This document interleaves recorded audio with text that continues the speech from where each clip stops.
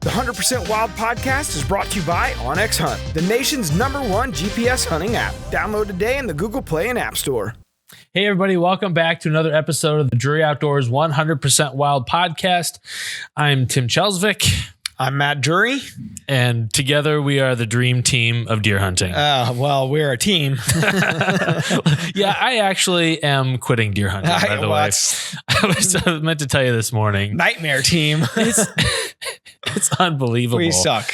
Pretty much. Yeah. You and I were texting back and forth over the weekend, kind of checking in to see how each other's did. Well, because Friday was supposed to be like the day. Yeah. You know, we had a good temperature drop, mini front come through, and it was cool. The temperatures were great. Frankly, perfect, you know, kind of a northeast wind where I was hunting anyways. And so, you know, I thought this is going to be the night. Mm-hmm. And I had some problems. You said you had some problems. Yours were man-made. Mine were self-made. Yeah. So talk about yours, and I can. Well, we got in there. I mean, it was, like I said, it was perfect. We were going in there to hunt that deer that I had been encountering over and over and over. And if he did what he had been doing, we were going to be in a perfect position. We were in a tree stand, but of course the foliage is all gone. And we're in this little point in the timber that a bean field kind of wrapped around. Sure. And it's cut beans, except in front of us, I paid the farmer for him to leave about an acre of beans there, acre, 2 acres. Mm-hmm. And so we were set up. All the deer that come out of the timber right in front of us are going to walk down the little road that the farmer has there, plan. 20 yards. Well, so we got in early. It's all good. No harm, no foul, and didn't spook anything. We're sitting there. And of course, I'm on my phone, like looking at emails, and I'm looking out towards the bean field. Scott, his tree stand's looking down into the timber. And even though the foliage is down, the timber, it's thick in there. Mm-hmm. And so I heard him say, "Hey, Matt, do," and so my back's to it and I'm sitting, so I don't know how far, if I can move it's dead quiet too. So I'm just sitting there. That's and hard. I can hear the footsteps. I know she's relatively close, like within, I thought 30, 40 yards maybe.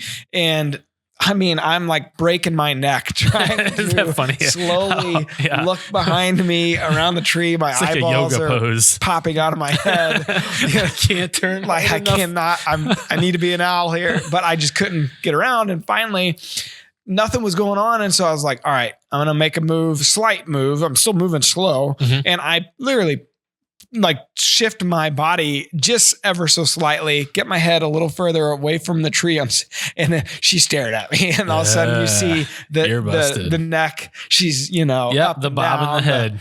She's bobbing and weaving. And I was like, oh.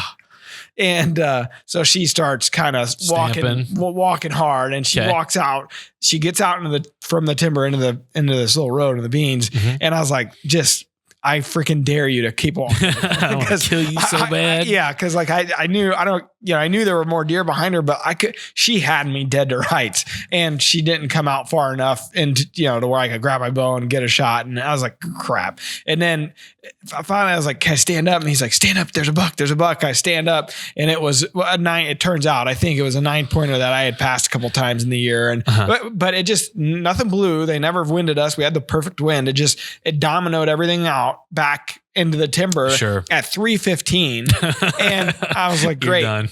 I told Scott right then and there, I knew the night was over, even though we saw more deer. But for a mature buck, the deer I'm after, the chances of him, that just slowed him up. You know what I mean? Perfect conditions or not, even if it slowed him up, he was coming out right before dark anyways. So it slows him up enough to not be out before, legal shooting hours are over. So that was my night. You had a tale of a different. I had a fair amount of human intrusion. Yeah. So the property I'm hunting is also up for sale, and the realtors were coming out to show it. And sure enough, they picked the spot to rally with the clients right where I'm hunting. And I'm in my blaze, because it was the doe season. So I'm in my blaze orange, which to me, as a bow hunter, it feels like an Elizabethan cone that dogs have to put on when they get injured. I'm sitting there and they're walking by. They were out there for probably an hour and a half. They walked by me 3 times. The 4th time, did they look at you? They didn't see me, which is like, it's a pretty good spot, I guess, just in terms of visually. The 4th time, the guy, like the realtor, looks up. He's like, "Oh, hey, how long you been there?" I was like, "Since 6:30 this morning." He's like, "Really? What time was this?" 2. Oh, good. Right when it's right. I had pictures. I had trail cam pictures at 1:30 of bucks walking through here. Yeah. And then they clear out and I'm thinking, well, maybe there's still hope. And then right around 3:00, one of the guys that works on the property decides to take his dogs for a walk, run right through the bedding area that I'm on the downwind side of, and they blow some does out of there. And he walks by and I just say, "Looks like I'm done." "Oh, hey, Tim." So there's that. But then that night I was talking to my daughter. She was worse. Well, it gets different. I was talking to my daughter. She was talking about, like, I'm learning so much about women just by having a daughter and how social they are and how they relate to one. Anyway, a lot of times we see a deer, it gets hit and we're like, "Oh, he did." And the deer runs off and it dies. And she was crying because some of the kids in her class are making fun of her, and she just doesn't like to be, no one likes to be made fun of. And I was like, "Well, and what is it?" Well, she's like, "When we're playing tag and someone gets hit, I'll just say, 'He did.'"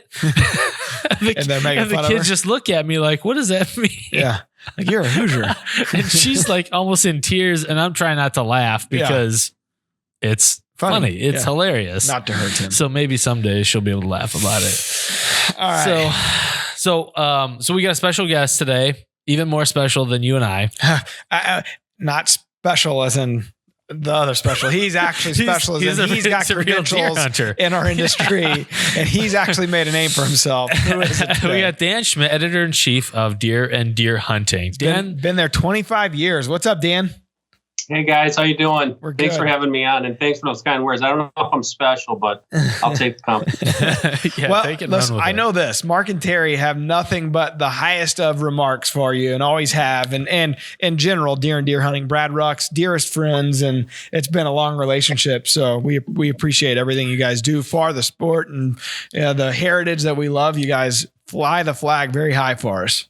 Well, thank you very much. Yeah, Brad's been here longer than I've been, and it's been quite a ride. It's been, I remember hunting with Mark and Terry. Gosh, it's almost, I don't want to age them, but it's almost 25 years ago. And, same thing with Mark and Terry, pioneers in this industry. I mean, when we think back on just all these years and everything that's been done, a lot of good stuff, and not only entertainment, but helping hunters become better hunters.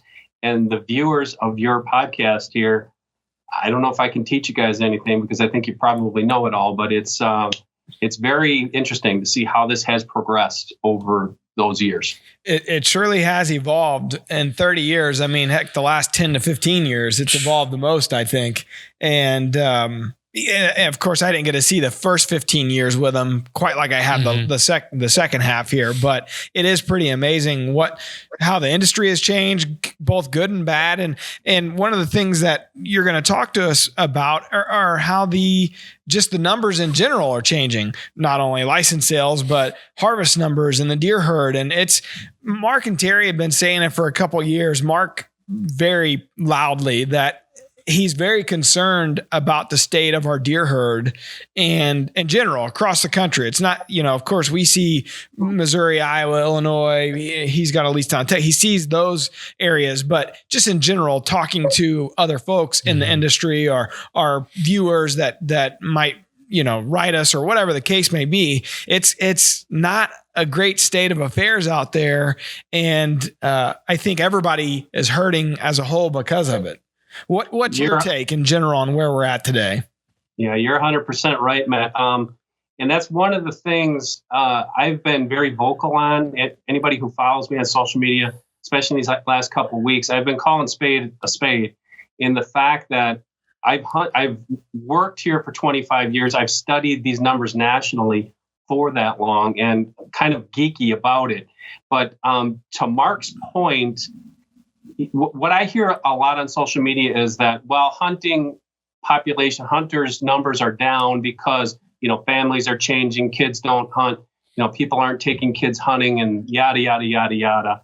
My contention is that, yes, although a lot of those social factors are true, populations are down significantly across the country.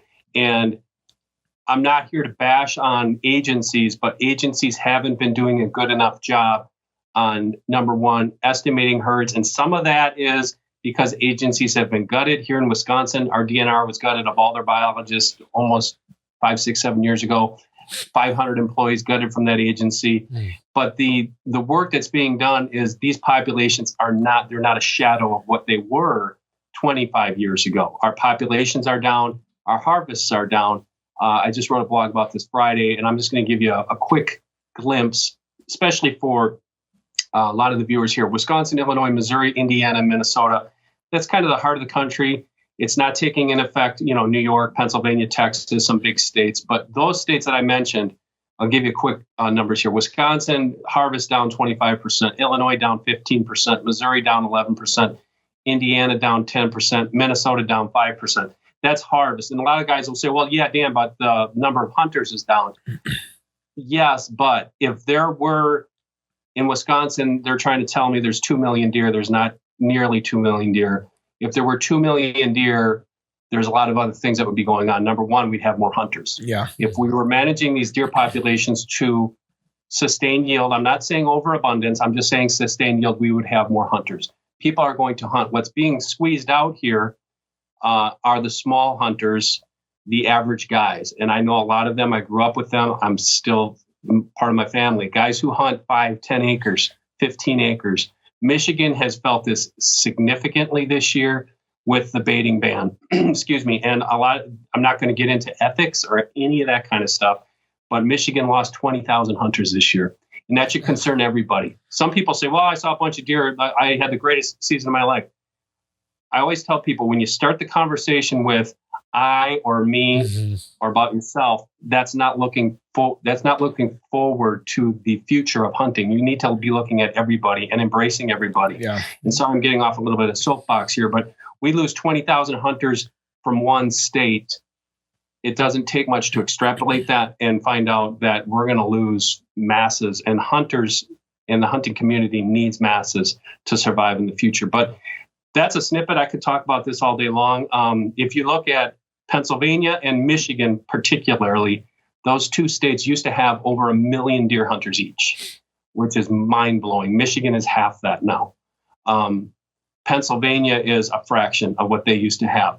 And people say, well, that's the state of affairs. Well, look at Texas. Texas has increased hunters. They've increased deer populations, and they've increased deer harvest. Yes, they're the biggest state in the country, but Texas, what I think they're doing right, this is another sidebar I could go off, but what they're doing right is not as many regulations, a lot more opportunities, and making things easier for hunters these days. Because let's face it, it's tough these days. You got a lot of things pulling at you, a lot of different distractions, and the more we reduce those, the more we are more inclusive, I think is going to be better for deer hunting in the future.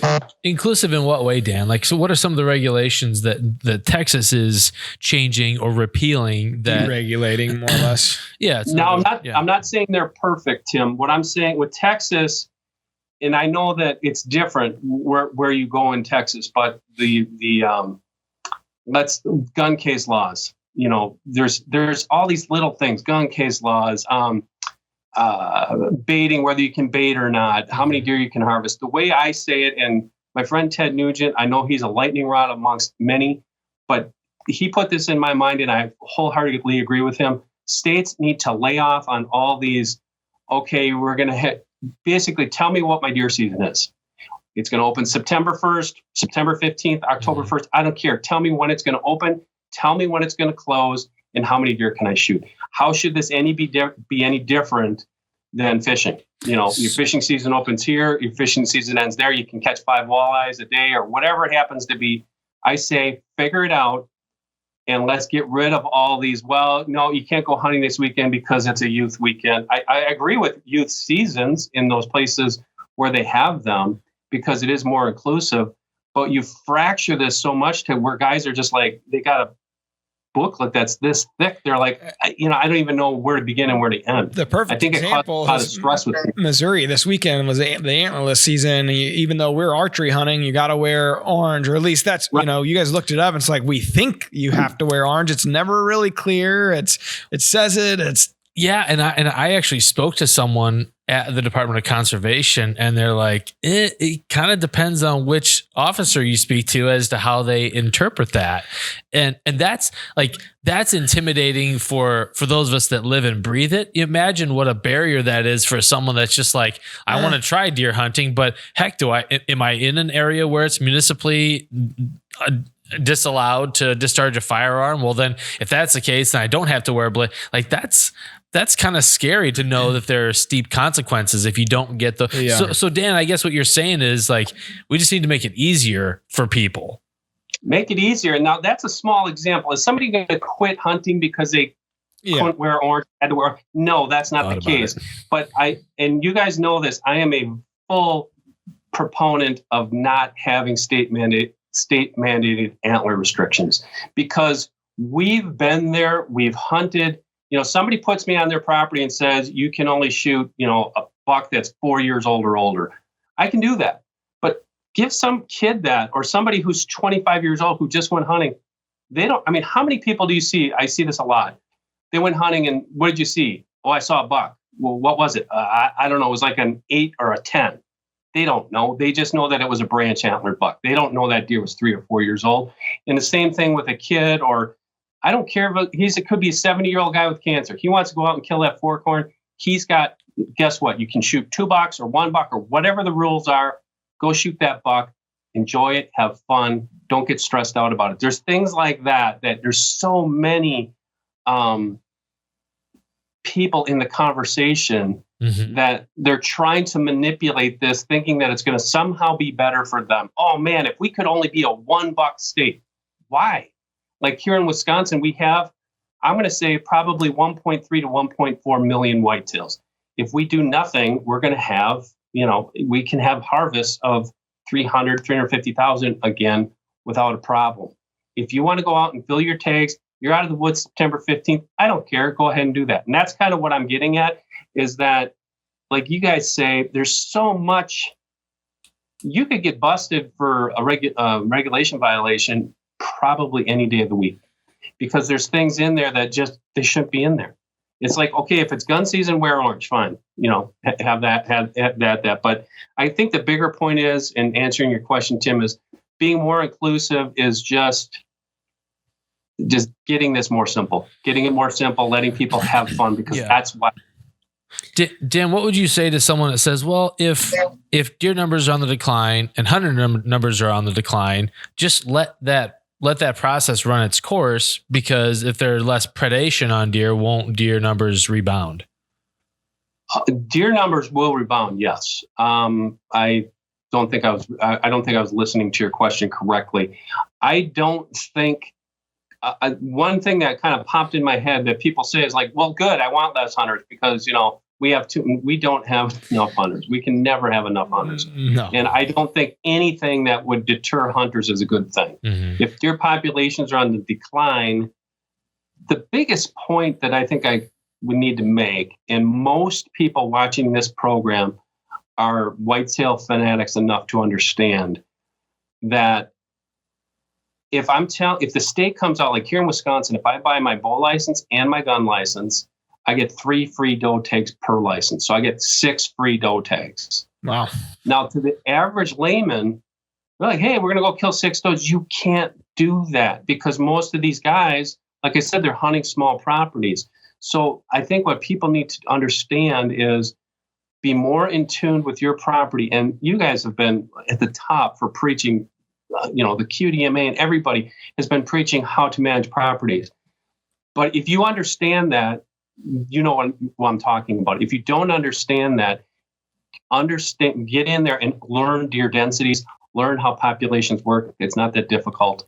and say, hey, okay, we could probably kill one doe off this 40-acre property, but we got 6 guys hunting it. We can't kill 6 times 6. And that's what the problem is. It's 36. States are doing it because they want to reduce populations. I understand that, but there's got to be a better way. And I think people, if they educate themselves more, that population, like you said, that population will come back. If we stop doe hunting today, it'll come back in a year or two, depending upon where you're at. We're going to be back to where we're at. It's not the end of the world, but we need to better educate ourselves as to how we're approaching that. You kind of got 2 different sections of hunters here. You got, just in the most basic farm, you got the weekend. Well, not to say it, just a gun hunter, or just, because we love our gun season, but you kind of got the gun hunter. Like, I might go out this opening weekend and that might be it. Or, 3 or 4 days tops or whatever. But then you got the serious guy that he's going 20, 30 times or 10, 15 times or whatever. And that guy knows his herd. He knows probably QDM, there's certain things that he's trying to do to manage his property, but not everybody's like that. And to your point, I mean, we need overall numbers. And if in general, if hunting, the decline of hunting continues, then our strength has always been in our numbers. So regulation, because of the dollars behind it. That's right. Yeah. Because of the revenue that it generates from state to state, for corporations, for whatever the case may be. So as we continue to lose our numbers, the bigger issue is we lose our power.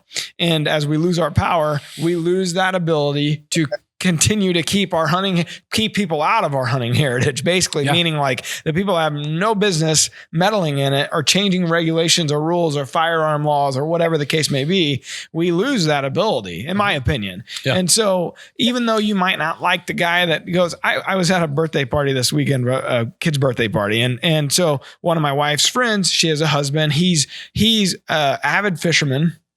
And he loves to go turkey hunting, loves to go deer hunting. And I say loves, he'll go opening weekend. Yeah, you know what I mean? And so he was telling me a story of his opening weekend this year. And he's like, man, it just seems like our deer population is down and we didn't really see anything. We hunt on my dad's cousin's 40 acres. It's a lot of that situation. And he said, and we just did, usually we got 1 or 2 bucks and I walked the whole property and I didn't see any sign. And it's a lot of things that in the back of my mind, I'm thinking, I'm cringing because I wouldn't have walked the whole property on opening day. And things like that, but whatever. That's not the point. The point is he's out there, he's hunting, and he bought a license. He bought some gear to go out there. He wants to introduce his son. Well, he saw nothing the whole time. It's demoralizing. And that's what he said. And on the last day, he's like, man, he goes, I just wanted some meat for my freezer and a spike come out in front of me. And he's like, I shot the spike. And he said, man, we go to the check-in station because it must have been a CWD county or whatever. And he goes, the guy in front of me had this gigantic deer. You see the rack out, coming out of the back of the bed. And he goes, then the lady come over to mine and I opened the tailgate. She goes, I was like, all right, lady. He even said this. He's like, all right, lady. He's like, I get it. Just take the lymph nodes and be here's my man card. But he shouldn't have to feel that way. My point is this guy, he's going to go out that weekend. He's no different of a hunter than you or I. And the fact that he's out there buying a tag, he's one of us. You know what I mean? Yeah. So what? He hunts a little bit differently. So what? I don't care. I just want him to be a hunter, right? Yeah. And I want his son to become a hunter. So you got to encourage it as much as we might cringe, like you wouldn't want to do that on your piece, but it's not retain him. That's right. So there's, you got that, you got those 2 factions of hunters and we kind of war within ourselves. It's just ridiculous. Yeah, it's unfortunate. All you got to do is go on Facebook and see that. Yeah. And then, so you put that aside. And then you go beyond that. And then, okay, now what are the other reasons for the decline?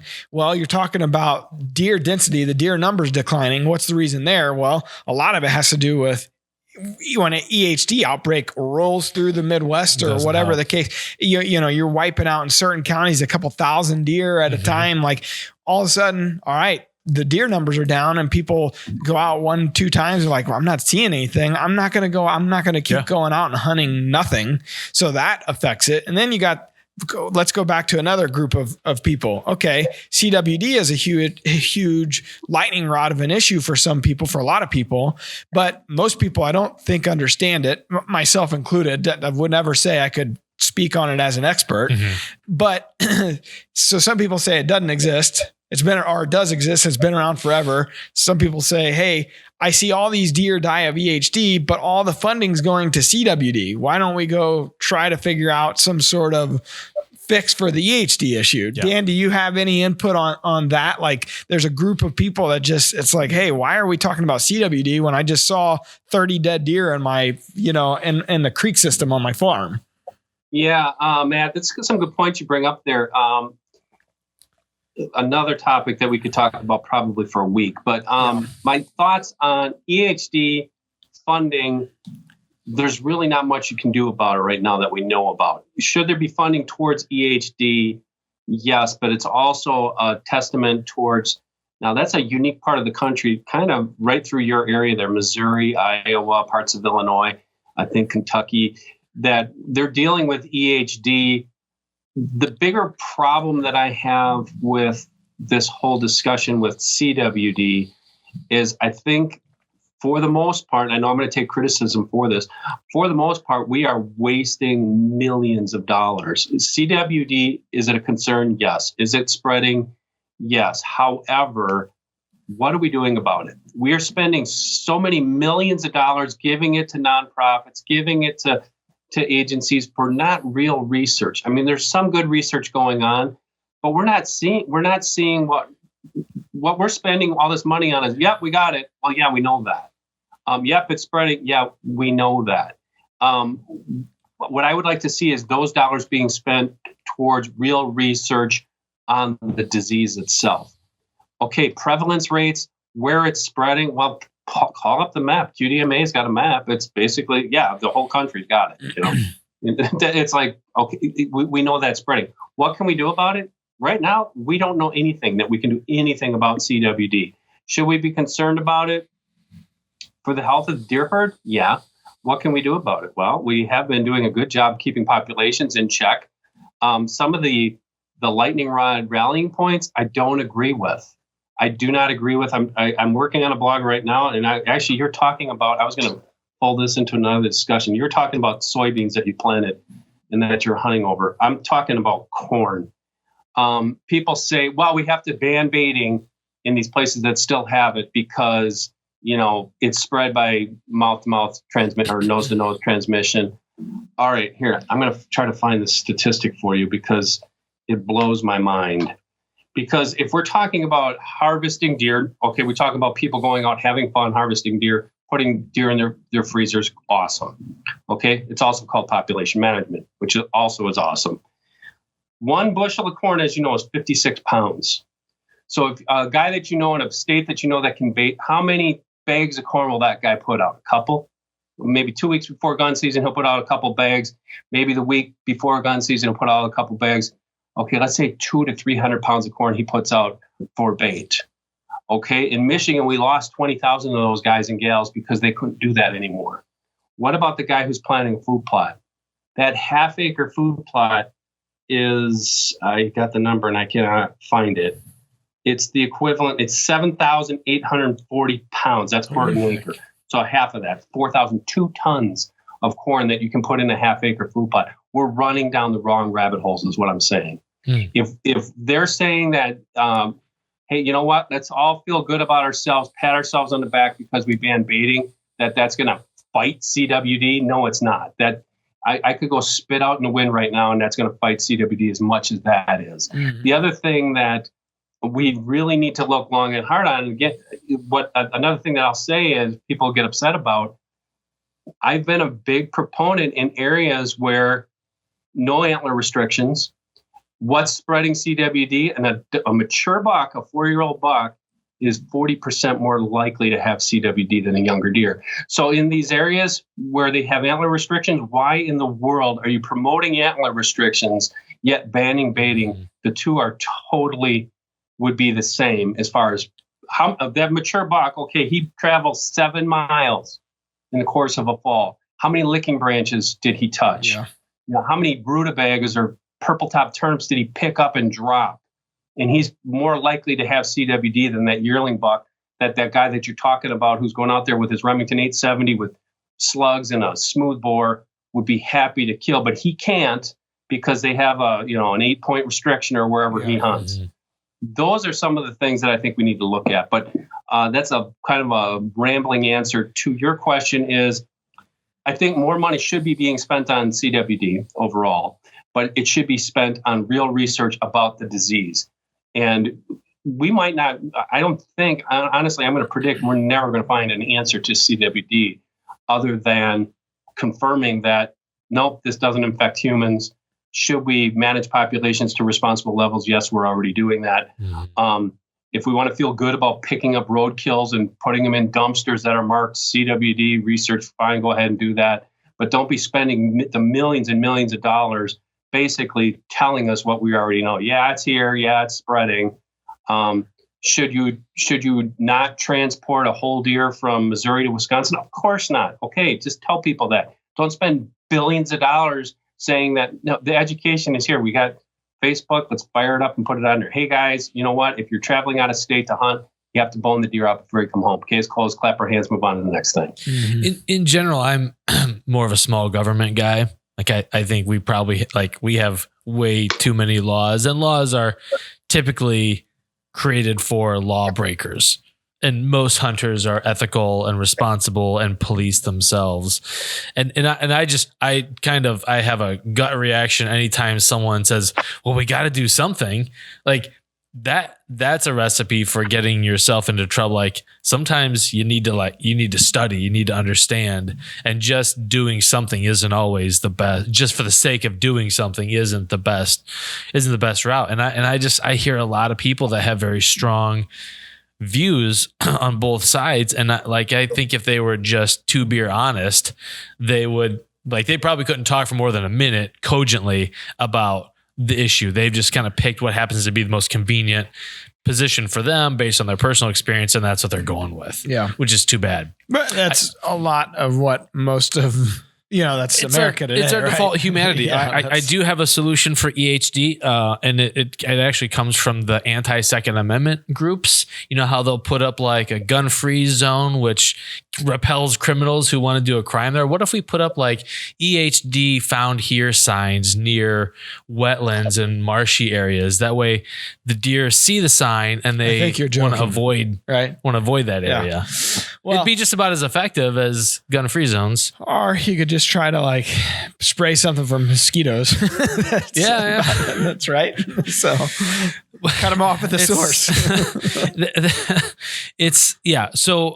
So Dan, I think to your point earlier on, you have to think outside of yourself. You have to think more statewide, and deer borders don't matter to deer. So and it's interesting how different, Illinois has a different management strategy than Missouri does, and Missouri is different than Arkansas, and it's interesting when you think about how these different game agencies are managing their herds, and just the reality is like even county to county. Like the deer densities in St. Louis County around here are astronomical, but you go down to Southeast Missouri and it's kind of a different story. Yeah.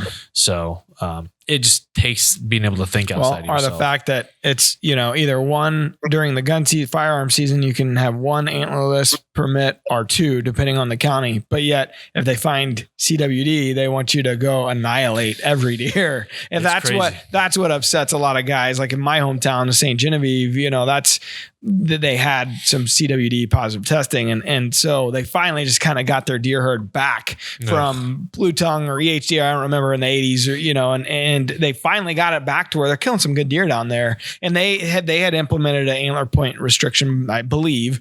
And so now because of the CWD, it's like, all right, get rid of all those things. And now we need to kill a bunch of deer. And it's upset a lot of people down there. No doubt. So, and we always get asked the same questions like, well, what would you do if you found it on your farm and they came in and asked to kill, 100 deer or whatever it is. I don't know, 200 deer. You would be upset, but I go, if it's for the greater good, I guess, I don't know, but you would definitely be upset about it. Oh, no doubt. I could see where they're all very angry, you know, and I understand it 100%. Yep. They just kind of got the deer herd back where they feel like it's in good, healthy condition. So if folks want to read more about Dan's thoughts on hunter numbers and deer population numbers, you just published a blog on that, right? Right. Yeah. It's deeranddeerhunting.com. My blog it's just Dan Schmidt blog under there. And also we post them on our Facebook page, Deer and Deer Hunting Facebook page as well. Most of my stuff is there. I've gone on some of these rants. Tim, just one point to what you said, which I 100% agree with. One of our problems as a hunting community is when people say, well, we have to do something. The one thing that I always hear is not only that is, basically is like, it's basically that, well, we have to do something, or at least it's better than nothing. Is it really? Mm-hmm. Because the one thing that I see is urine bans. Well, we don't know, but we should probably take that. But why? There is scientific proof that it would take 33,000 gallons. Understand that 33,000 gallons of infected CWD urine. So a deer that's infected, 33,000 gallons to affect 1 gram of brain protein. But people say, well, we want to err on the side. Well, if we're going to err on the side of caution, just forget about deer hunting, is what I say, because that's not doing anything but driving people out of business, driving hunters away from doing what they love to do. It's not smart. It's not a smart approach. Answer your question, deeranddeerhunting.com, Dan Schmidt blog. It's good to know my 20,000 gallon reservoir is safe then. It's a lot of deer wee-wee. Mm-hmm. Nothing to say. Oh, yeah. Okay. Well, Dan, thanks so much for hopping on. Let's do the question of the day here. We should. The question of the day is from Mr. Chris Coker from Georgia. The question of the day is brought to you by Cabela's and Bass Pro. Your adventure starts here. Hey, this is Chris Coker from Covington, Georgia. I was calling or just wanting to know why early season you see a bunch of good bucks, and then late season you see nothing but does, it seems. And also, what calling tips would you recommend for late season? Thank you for your time. Thank you, Chris. If you would like to have your question answered on the show, just go to DrewyOutdoors.com/podcast, click the send voicemail button, and you could be famous like Chris. All right, Dan. So what do you think here? Chris's question. Georgia is no different really than any other state that you hunt. A buck's home range is going to be a buck's home range. And when you're looking at early season, those bucks are normally in bachelor groups. And that's why you normally see more bucks together, and why you normally see more bucks maybe on the property that you're hunting, because he's going to be in a much wider area.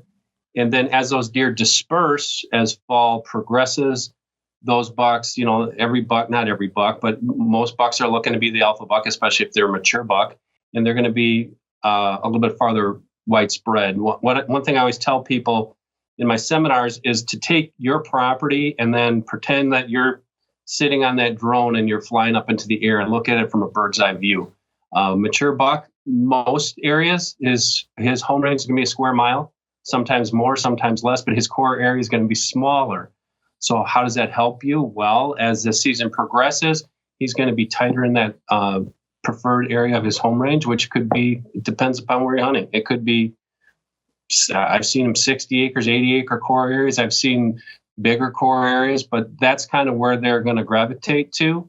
And why do you see more does? Which is interesting, is does live in maternally linked groups. So you're seeing sisters and aunts and grandmas, for lack of better terms.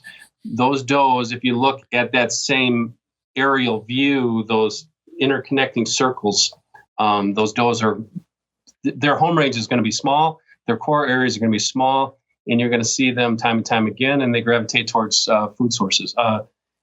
As far as calling tips, I would have to leave that to Mark as an expert. My tip would be don't. in the late season, because that's my experience is late season, those deer have seen everything. And I can't remember. If there ever was a time I either grunted or rattled in a buck in December. It doesn't happen for me up here. Yeah. It's so much easier to encounter a deer who is not coming in aware of anything. He's not looking for anything. Now, I'm going to make this assumption, but it sounded like he was from the South. Oh, it says here he's from Georgia. So maybe could have been over in Europe. I mean, Tbilisi, Georgia. Maybe he's got I don't know when the rut is down there, but maybe in the late season, what we say late season might not be as late for them. I don't know. But in general, Mark and Terry, through the years, I know Mark used to call a lot, but anymore, it's during the rut only, and it's when he sees a buck and he's trying to get him to come the rest of the way in, but he doesn't do any blind calling or anything like that. So, like Dan, I'd say don't, but I don't know exactly where he's hunting and what his peak estrus is down there or wherever. Yeah. So, very good. All right. Well, all right. Let's jump into the wildlife word. What is it? The wildlife word is Psoas major.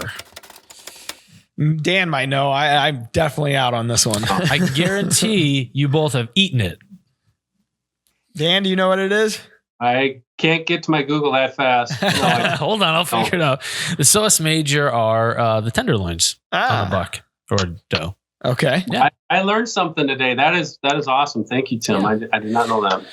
Yeah. Tim, wildlife word paid off. I'm going to quit. So we do this every podcast, and I could say with 100% confidence that I know about one of these out of how many ever we've done. It's a very God help me if we ever do a test. Yeah. Oh, I can never repeat what you've told me.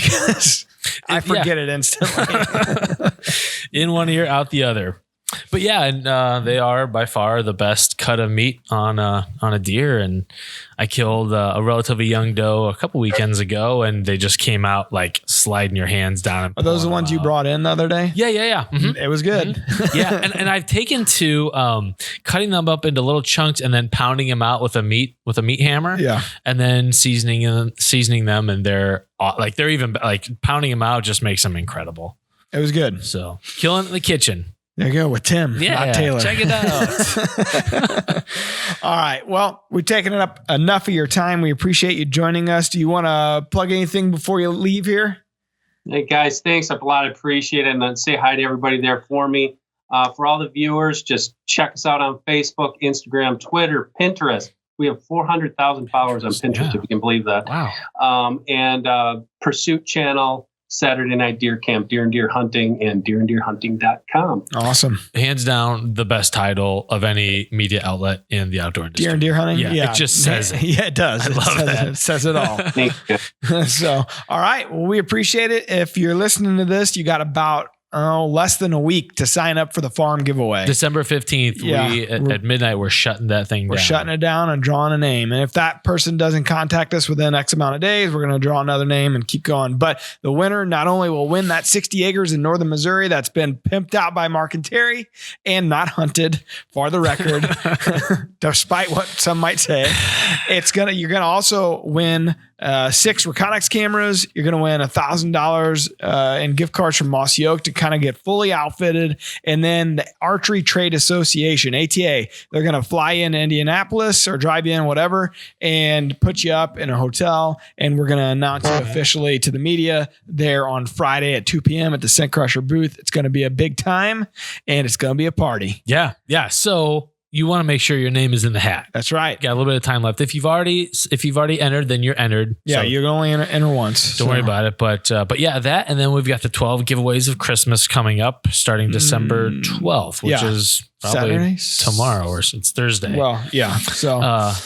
So all of our partners, a ton of our partners have hopped on with that. Some really great prizes. So it's getting a little confusing because people are like, okay, now what giveaway? We're just giving a bunch of sets. Our 30th anniversary. We wanted to say thank you. And that's the best we know how. We're going to give a bunch of stuff away. That's right. Just got to get into DeerCast and sign up. Daily. That's different. You have to sign up daily because we wipe the slates clean. Yeah. You have to be in there to see what's up. And All right. So again, DeerCast. Okay. Well, Dan, thanks again for joining us. Everyone, thank you for watching. Stay safe out there. Peace. Thanks, guys. Have a good week. You too. We're adding new videos every week, so make sure to click that subscribe button and check out all of our amazing content. This episode of DoD TV is brought to you by OnX Hunt, the nation's #1 GPS hunting app.